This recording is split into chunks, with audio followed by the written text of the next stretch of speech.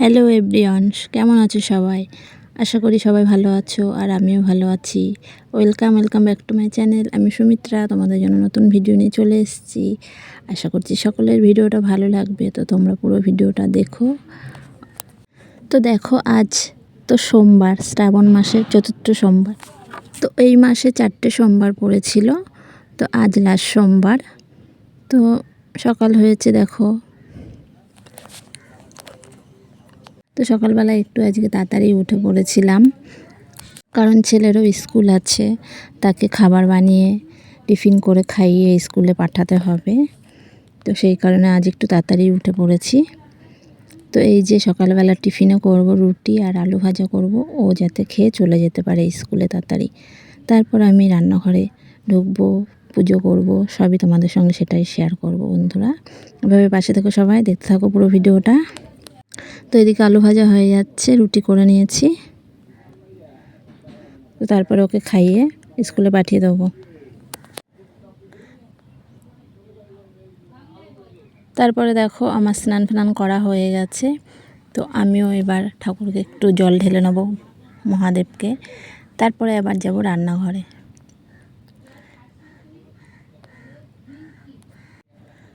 তো মহাদেব জানো তো অল্পতেই খুশি, তো ওনাকে একটা বেলপাতা দিলেই সন্তুষ্ট উনি, তোমরা তো জানো।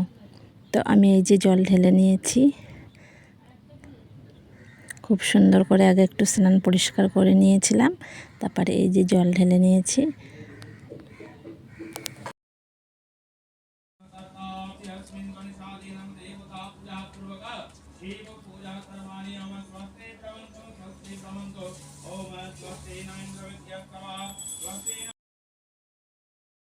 তো তারপরে দেখো রান্নাঘরে চলে এসেছি। তো আজ সোমবার, আমি তো নিরামিষ খাই, আমরা সবাই খাই ফ্যামিলির।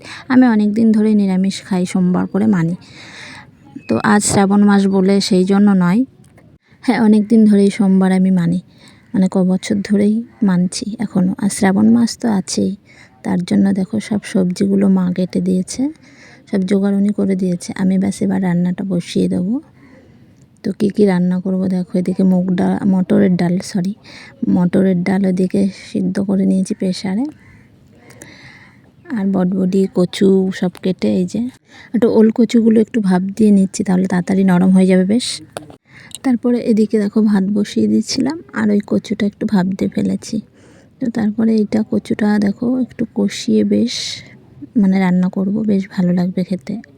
আর এদিকে ডালটাও হয়ে গেছে। আর এই দেখো বটবডিটা আজকে ভাজা করব না, রোজকার ভাজা হয়, তো আজকে বটবডিগুলোকে ভাপ দিয়ে ফেলে নিয়েছি, গন্ধটা যাতে না হয়।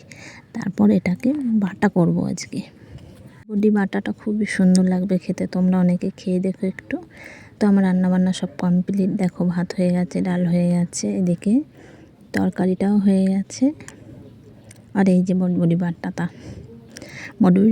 খেলতে খুব ভালোই লাগে। তো ছেলে তারপর দেখো স্কুল থেকে চলে এসছে, আর আমাদের খাওয়া দাওয়া কমপ্লিট হয়ে যাচ্ছে।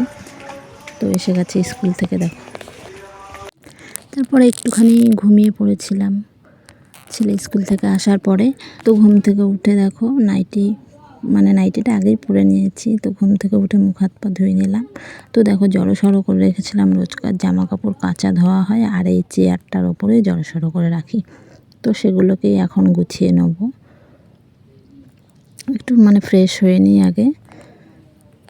তো চুলগুলো একটু আছড়ে নিয়ে ঘুমিয়েছিলাম, তো ভালো লাগছিল না বেশ।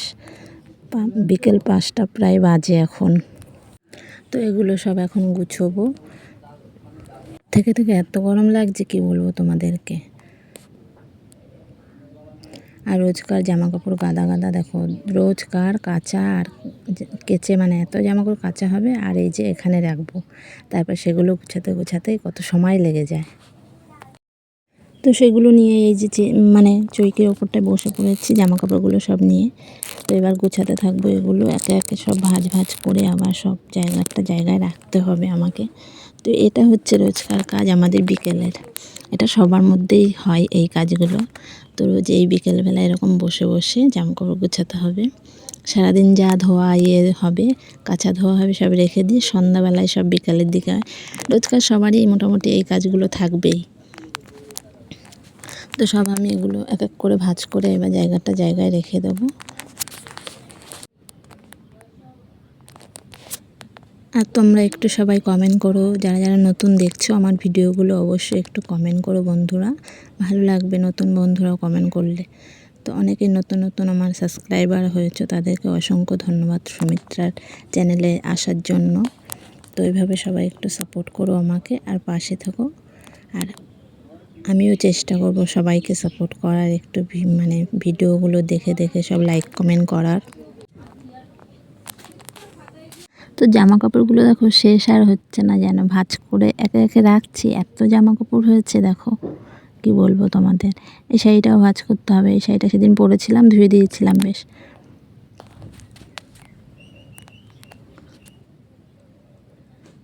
তো তোমাদের জন্য আবার নতুন ভিডিও নিয়ে আসছি, অবশ্যই এইভাবে সবাই পাশে থেকো, লাইক কমেন্ট অবশ্যই করবে বন্ধুরা।